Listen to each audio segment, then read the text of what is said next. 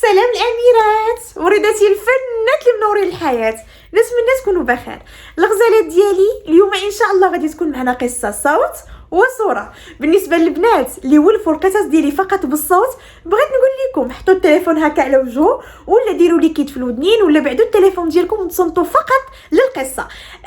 هاد الخطوه البنات ضروري ما خصني نديرها هاد الايامات باش نقدر نثبت اليوتيوب ان هاد المحتوى اصلي ومحتوى خاص بي. هذاك الشيء علاش البنات بغيتكم كاملين ديروا لي لايك وتخليوا لي التعاليق، وخاصه في هاد الفتره لان بزاف الناس كياخذوا لي القصص ديالي كيحطوهم في تيك توك، كيحطوهم في فيسبوك، كيحطوهم في الانستغرام، وكاينين الناس اللي كيحطوهم حتى في اليوتيوب. خاصني ضروري كيف ما قلت لكم نثبت الملكيه ديالي للمحتوى. هذاك الشيء علاش مره غادي تشوفوا قصص اللي غادي يكونوا صوتا وصوره. المهم البنات ما نجيش نطول عليكم اكثر وندخلوا مباشره في القصه ديالنا. سميتي امال، ويمكن مشكلتي الوحيده في الحياه انني تزاديت وكبرت في اسره اللي كانت كتامن ان البنت ما كتعرف دير حتى شي حاجه في الدنيا الا انها تجيب العار لوالديها. غادي نبدا لكم حكايتي من الاول باش تفهموني بالضبط علاش كنهضر. تزاديت وكبرت في اسره على قد الحال. ابدي لي طالب معاشو وكان الله يعمرها دار داخل سوق راسو. امي ربات بيت. امي كان عندها مشكل مع البنات، ما كانش كتحمل فيهم الشعره، كنت انا هي البنت الوحيده اللي عندها وسط 3 ديال الدراري. خوتي كانت كتعامل معاهم معامله وانا كتعامل معايا معامله اخرى. من نهار اللي عقلت على راسي وهي مكبراني ان البنت دارت الطير وفي الاخر غتجيب العار لوالديها، هادشي حفظته وامنت به واخا ما كنتش كنفهمو في الاول، حيت هاد الهضره كانت كتقال ليا فاش كنت في عمري 5 سنين 6 سنين، يعني ما كنعرفش اصلا شنو هو العار، ولكن صافي وليت مآمنه به. خوتي الدراري كانت كتمشي معاهم بعيد، اللي داروها عندها كيف السمن مع العسل، كتقول لك الدري العار ديالو هزو معاه ودير اللي دير ما كاين اللي يهضر معاه، ماشي بحال البنات. المهم هي كانت كتخاف ديما من البنات. انا ما عمرني عقلت على راسي عشت معاها النهار السين، ما عمرني عقلت على راسي فرحانه من النهار اللي عقلت على راسي وانا عايشه في الصداع والمشاكل والحكام ديال خوتي اللي ما كانوش كيخيدوني نهائيا حتى نطل من الشرشم. الا بغيت نمشي للمدرسه هي كتوصلني امي، هي كيوصلوني هما. اللعب في الزنقه كان ممنوع منعا كليا، يعني ما نخرجش للزنقه نهائيا.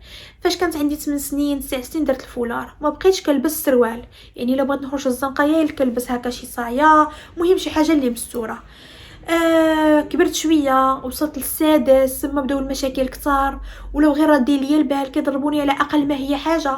كان مثلا الا شي وحده مثلا شافوها بالزنقه خارجه مع شي واحد، ولا شي وحده درت شي مشكل لوالديها، كيجيو يضربوني انا ويقولوا لي انتي بنت فحالك فحالها، وحتى نتيا غتكوني اكيد كديري فحالها، غير حنا مازال ما حصلنا عليك والو.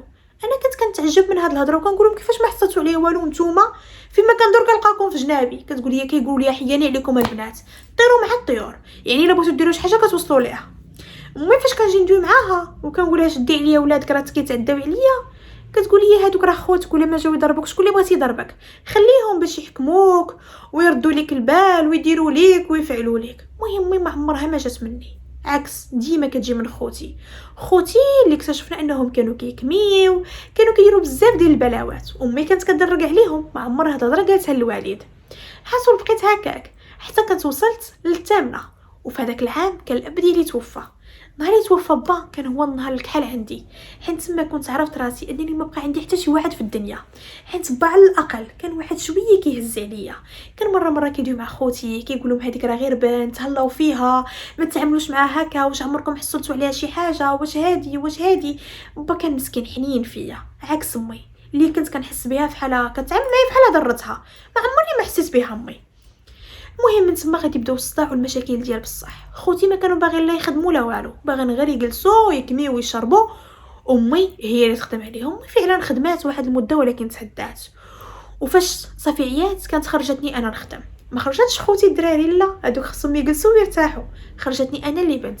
كانت طلبت واحد السيده من العائله وقالت لها دبري لها على خدمه، وفعلا هذيك السيده دبرت لي الخدمه في واحد الشركه كندير المناج، وليت خدامه فيها وبقيت هكاك معاهم مده حتى النهار اللي كانوا جراو عليا بلا موجب شرح.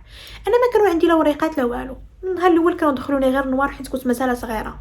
المهم خرجت من تما، من مورا كنت خدمت في شركه اخرى، كنت خدمت معاهم واحد المده وخرجت، بقيت كندور حتى كنت خدمت في واحد الشركه. هذيك الشركه كانوا كيديروا لي جروب ديال الصباح، جروب ديال العشيه، جروب ديال الليل. المهم خدمت معاهم، الامور تيسرات. فداك الوقت فاش وليت كندير الصالير ولات عندي القيمه في الدار. ميمتي ولات شويه كتميك عليا، خوتي ما بقاو لا كيهضروا ما كيتكلموا، كنخليهم مسرحين في الصدر ونوض نضرب السرويه على قلبي. كنت كنوض مع 5 الصباح وكنمشي حتى لواحد البلاصه باش كيجيني الترونسبور، حيت الترونسبور ما كيدخلش للحي اللي كنت ساكنه فيه.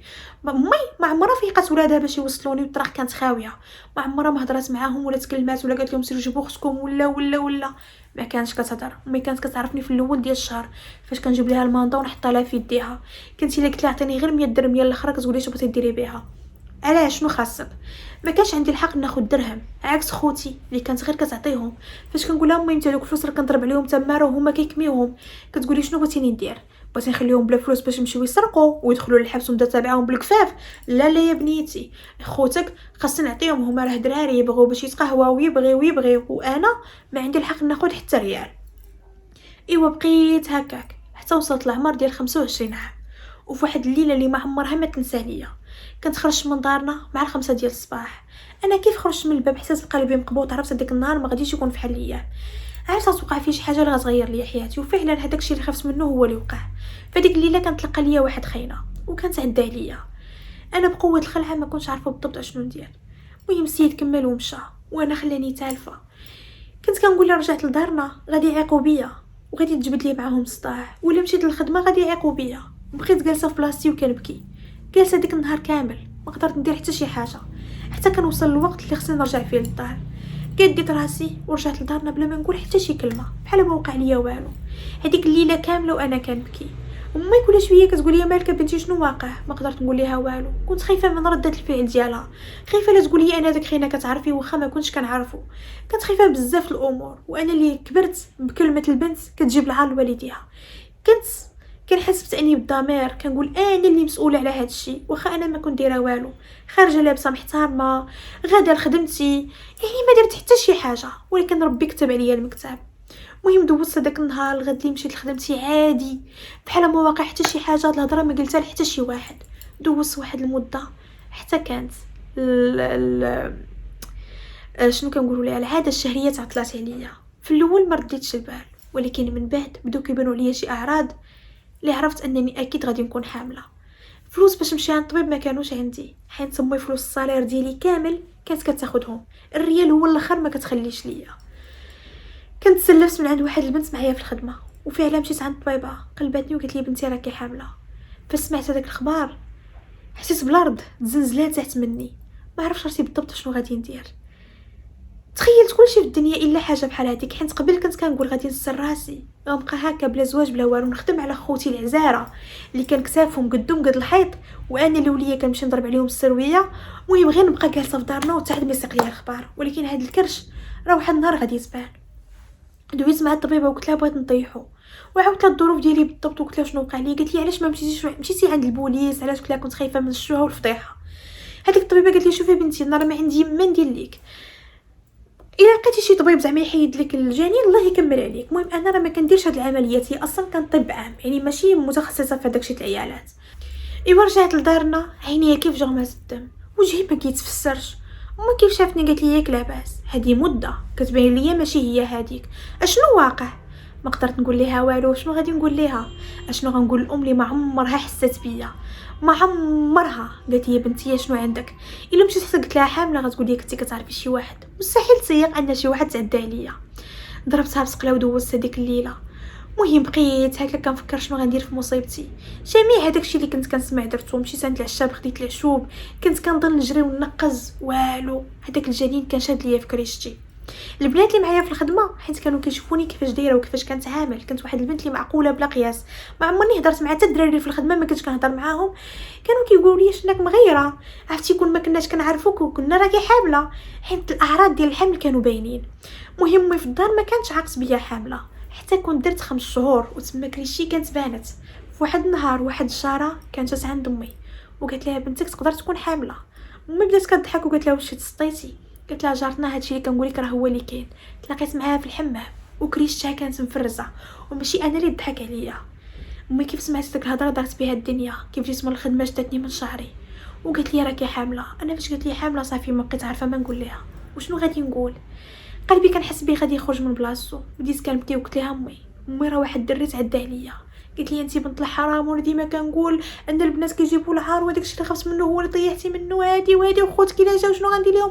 قلت لها امي انت راه خصك تحسي بيا امي، هادشي راه كتب عليا ماشي انا اللي بغيتو. ايوا هذيك الساعه قالت لي غادي تجمعي عليا شطيطك وتخوي عليا الدار قبل ما يجيو خوتك. قالت لي الا جاو خوتك غادي يقتلوك ويدخلوا للحبس وانا نتبعهم بالقفه. ماشي حسات بيا انا، لا حسات غير بخوتي وخايفه على خوتي من هذاك الشيء اللي غادي يديروا ليا. خوتي اللي كيف ما قلت لكم كنخليهم ناعسين وكنخرج انا نخدم في الصباح، كنخلي امي كتنوض وكتغطيهم وانا تخرجني الدياب البشريه.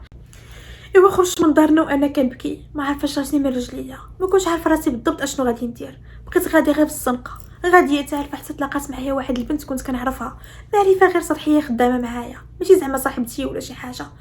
كيف شافتني تخلعات وقالت لي يا امال ياك لاباس شنو واقع؟ انا حنكتها وبديت كنبكي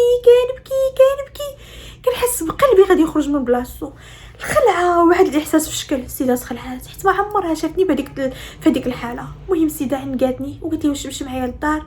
درت ليها براسي الحصول مشيت انا وياها. كيف دقات حلات عين امها شافت حالتي وهي تخلع، شافت فيها وقالت لها شكون هادي؟ قالت لها واحد البنت خدامه معايا. قلت لها مالها ياك لاباس؟ درت لها براسها زعما ماشي تندخلوا. المهم دخلنا لداخل داروا بيا بجوجات وقالوا لي اشنو كاين. في الاول ما كنتش قادة نهضر حتى كنت ارتحيت شويه، كنت عاودت لهم كلشي حيت صافي ما بقى ما يتخبى. المهم في الوقت اللي كنت كنعاود الام والبنت بداو كيشوفوا بعضياتهم، انا كنت كنقول يمكن كانوا كيشوفوا بعضياتهم حيت الهضره فعلا قاصحه وخافوا على راسهم، ولكن من بعد اكتشفت انهم كانوا باغيين الود اللي في كرشي. المهم ما جيت فين نكمل هضرتي حتى الام قالت لي مات البنت اللي كانت خدامه معايا قالت لي واش مستعده تعطي الولد اللي في كرشك ولا بغيتي تربيه؟ قلت لها ويلي قالك نربيه فين غادي نربيه؟ قلت انا باغا نتفك منه انا ما كرهش نطيحو. قالت لي شوفي بنتي الا كنتي ما بغيتيش راه كاينه واحد السيده اللي تقدر تهزك انت وياه حتى النهار اللي تولدي وتوقف معاك تعطيك شي بركه وتمشي وتوقفي على رجليك بها، ولكن تخلي ليها الولد وما عمرك تسولي فيه. انا قلت لها واخا، حيت في داك الوقت ما كانش نهائيا كنفكر انني نربي هذاك الولد، كنت كنقول باغا غير نتفك منه، يعني كنقول الا ولات اكيد غادي نلوحو ما يمكنش نهزو. المهم كانت مشات السيده ناضت من حدانا ومشات واحد البيت دوات مع واحد السيده. انا في داك الوقت ما كنتش عارفه بالضبط هذيك السيده شنو كتجيها، من بعد اكتشفت ان هذيك السيده اختها. المهم دوات معاها، من بعد جات عندي قالت لي شوفي راه دوات مع السيده اللي غادي تشد لك الولد وقالت لك راه مستعده تقابلك وتهلا فيك حتى النهار اللي تولدي وغدا غادي تسناك في المحطه. قلت لها واخا. دوزت ديك الليله اللي باقي لحد الان عاقله عليها بالتفاصيل ديالها. الغد لي مع الصباح نط وصلوني حتى للمحطه، شديت الكار وفاش وصلت لقيت هذيك السيده اللي كنت غادي نعطيها الولد واللي كانت من العائله ديال هذيك السيده اللي كانت اختها كتسناني في المحطه هي وراجلها. ايوا هزوني وداوني للدار، تما جلست معايا المراه وقالت لي شوفي واش مستعده تعطيني هادشي اللي في كرشك؟ قلت لها مستعده. قالت لي واش ما ترجعيش ليه؟ قلت لها ما نرجعش عليه حيت في داك الوقت هكا كنت كنفكر. المهم دوزت معها اليامات الاولى، من بعد بدات كتنوض لي الشقه. المهم وليت كنشقى ما كانش عندي المشكل. المهم هو انني لقيت واحد السقف اللي غطيني ولقيت واحد الماكله اللي ناكل ونشرب، هذا هو اقصى احلامي في ذاك الوقت. دوزت مده حتى النهار اللي شدني الوجع وتما كنت ولدت. كيف ولدت التصرفات ديال هذيك المراه تغيروا معايا 180 درجه. انا هذيك الولد فاش ولدتو ربيت عليه الكبده حيت انا اللي كنت كنرضعو، السيده كانت كتعطي ليا نرضعو ومن بعد كتحيدو عليا، ما كانش كتبغيني نجلس معاه ولا نشدو. كنت دايره معاها انني نجلس معاه حتى نوقف على رجليا عاد نخرج من الدار. السيده ما جيت فين نكمل 20 يوم حتى قالت لي شوفي غنعطيك واحد البركه وخبي عليا. قلت لها الولد شكون اللي غادي يرضعو؟ قالت لي كاين الحليب ديال الفارماسيان. قالت لي صافي خوي. انا تما ما كنتش قادة نتفارق مع ولدي. في الاول ما كنتش حاسه بهذا الاحساس، كنت حاسه غير بالخوف وكنقول ما عندي فين نمشي وفحال ولفت. من بعد اكتشفت ان ماشي قضيه ولفت، قضيه ولدي ما كنتش قادة نتفارق عليه. فاش شفت عينيه سبحان الله، الامومه واحد الاحساس اللي ما كنحسو به حتى النهار اللي كتولدي، حيت كتحسي بواحد الاحساس اللي في شكل. المهم في دوك الايامات كنت كنسمعها كتهضر في التليفون، يمكن مع هذيك السيده ولا مع شي وحده اخرى، المهم ما عرفتش بالضبط مع من كانت كتهضر. انا اللي سمعت انها كتقول خلاها غير تخوي عليا وغنتحول من الدار. ما عمرها مازال غتعرف، هذه باينه ما غتفرقش على الولد، حيت من التصرفات ديالي مع ولدي كانت باينه العلاقه ديالي معاه وانني ما ساخياش به.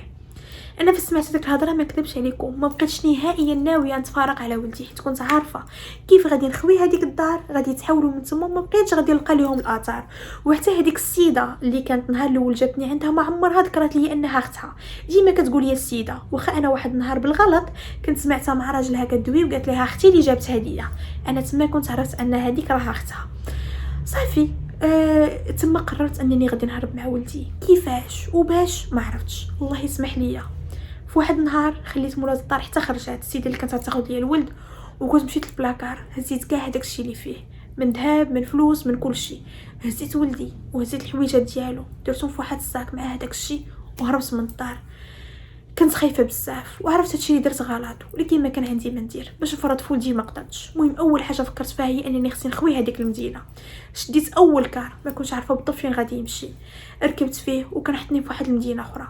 نزلت دوزت هذيك الليله في المحطه لاني وصلت بالليل. الغد اللي مع الصباح بديت كنقلب على الكرا. المهم كنت كريت واحد البيت مع الجيران انا وولدي. فاش بغيت نكري بعدا لقيت مشاكل. السمسار اللي كنمشي عنده كيقول لي فين هو با فين هو هذا. فاش كنقول ليه تلقى كيبقى يشوف فيا زعما ديك اللعيبه ديال ما تسيقنيش. حتى وليت كنقول لهم راه ميت ليا الراجل، يعني ما عندي ما نقول لهم. شنو غادي نقول لهم؟ كنقول لهم ميت ليا الراجل، ما عنديش العائله وبنادم كيتدخل فيك وكلشي طامع فيك وكلشي باغي يعرف عليك ادق التفاصيل. المهم بقيت كندور كيف ما قلت لكم حتى لقيت واحد البيت سكنت فيه انا وولدي. في الاول ما كنتش عارفه راسي من رجليا شنو غادي ندير. تلفت حتى الخدمه اللي كنت كنخدم تلفت عليها. كيفاش غنخرج نقلب على خدمه؟ شنو غادي نقول؟ بزاف الامور. المهم خديت واحد الوقت اللي ارتحت فيه نفسيا وكنت قديت اموري، ومن موراها كنت قررت انني نولد نحطه في الحضانه ونقلب على راسو. فعلا هذاك الشيء اللي كان. ولدي كنت لقيت لي واحد الحضانه وبديت كنقلب على الخدمه حتى كنت لقيت خدمه في واحد القهوه كنغسل غير الماعن.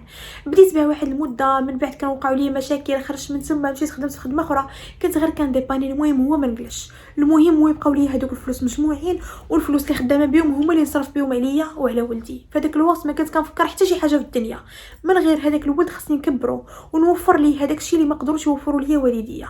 نتهلا فيه حيت كنت كنقول ان هذاك ما عنده حتى شي ذنب في الدنيا، حتى هو غير ضحيه اكثر مني. عائلتي كنت نسيتهم بحال ما عمرهم ما كانوا، ونسيت ان عندي شي واحد في الدنيا. حسبت راسي انني مقطوعه من شجره. دوزت في ديك الحاله مده راه حتى ولدي كان دار 7 سنين. تما بالصدفه كنت عرفت على واحد خاينه تعرفت عليه غير في الخدمه اللي كنت خدامه. من النهار اللي شافني وهو باغيني انا في داك الوقت كنت كنقول لهم ارمله، ما كنتش كنبغي نقول لهم طلقه ولا، حيت كنت كنخاف من المضايقات. فاش شي واحد كيجبد معايا الزواج كنقول له لا انا ما بغاش نتزوج وكنسد عليه الموضوع. يعني ما كنبقاش نقول لا، ما كنتش كنبغي نقول شي واحد ان هذاك الولد فعلا ما عندوش با، حيت كنت خايفه من نظره المجتمع. المهم هذا الولد واخا كنت قلت لي ارمله وعندي وليد وما بغاش نتزوج كان دائما كيلاحقني حتى لواحد النهار جلس معايا وقال لي شوفي هذاك الشيء اللي مخبيه قولي لي شنو واقع لك، واش انت هاربه من داركم؟ انا تما ما خلي لي حتى شي حاجه الا نقول لي فعلا كنت عاودت له قصتي من الاول. والسيد بين لي انه معاطف معايا وقال لي انا نستراك ونتزوج بيك ونردك لداركم ونتهلا فيك وما هي ما ناقصك حتى شي خير وتجلسي معززه مكرمه ونستك في دارك. المهم هذيك الهضره اللي كيقولوا الرجال في الاول. ايوا الراجل بقى تابعني حتى كان قنعني انني نتزوج به، حيت فعلا دار المستحيل على ود هذا الشيء. انا داك الوقت قلت ما خسر حتى شي حاجه، علاش لا حتى انا ندير داري وممكن ربي غيعوضني على كاع هذاك الشيء اللي داز. تزوجت بالسيد ودار المستحيل على قبلي. كان وقف معايا حتى قديت الوريقات لولدي، كان مشى معايا لدارنا باش نتصالح مع عائلتي، ولكن عائلتي كانوا رافضين. عائلتي قالوا لي ما عندنا حتى شي بنت سميتها امال وحنا دفناك النهار اللي خرجتي من هاد الدار. صافي ما بقيتي كتهمينا بحتى شي حاجه. خوتي كون ما كانش معايا راجلي في هذيك الساعه كون قتلوني ولا علم الله شنو داروا ليا. المهم انا تما صافي سديت عليهم سده وحده وحسيت براسي انني صافي تقطعت من شجره وما بقى عندي حتى شي واحد في الدنيا الا هذاك الراجل اللي درت فيه با ودرت فيه خويا ودرت فيه ميمتي ودرت فيه صاحبتي. كنت مهليه فيه ودايره المستحيل على ودو. كنت كنعتبرو شي حاجه كبيره في حياتي، كنعتبرو هذاك عرفتي داك الكادو اللي كتاخدي من بعد واحد المجهود كبير. هذاك الشيء اللي كنت كنعتبر هذاك الراجل. كنت عايشه معاه احسن ايامات في حياتي. السيد وقف معايا ما خلى ما دار على ودي، كنت عايشه معاه مرتاحه حتى النهار اللي ولدت. وتم السيد سيف عليا ولا كيتعامل معايا بواحد الطريقه خايبه ولا كيضربني ولا كيهيني في الطلعه والنزله. فيما كنجي نهضر معاه كيقول لي انا سرتك، وحده بحالك شكون اللي غادي يديها فيها، وحده جايبها كرش من الحرام، وحده هادي، وحده عائلتها ما عقلوش عليها، انت اكيد كنتي كطيري كنتي شي وحده داخله سوق راسها، اكيد عائلتك ما غاديش يتخلاو عليك. في الاول انا كنت كندوز حيت هاد الهضره كانت كتقال غير ما بيني وما بينه، ولكن من بعد هاد الهضره ولات كتقال قدام ولدي اللي كان كيفهم كل شيء، ولدي اللي في طلعه ونزله كان كيقول لي انت ولد الحرام تعلم الله باك شكون. هاد الهضره كتألمني من الداخل وشحال مره كنقولوا افلان حتى لهنا وصافي. انا راه كل شيء الا هذاك الوليد راه ما يمكنش نخرج عليه. كيقول لي لا انا ما كنحش براسي وانا هادي شحال مره وقفت معاه حتى الطلاق وكيبدا يطلب ويزا وكيقول لي غير سمحي لي هادي وتوبه. وفاش كنرجع ليه كنرجعوا لنفس الموال ونفس المعيار. انا اليوم فعلا عييت وما تليت عارفه ما ندير.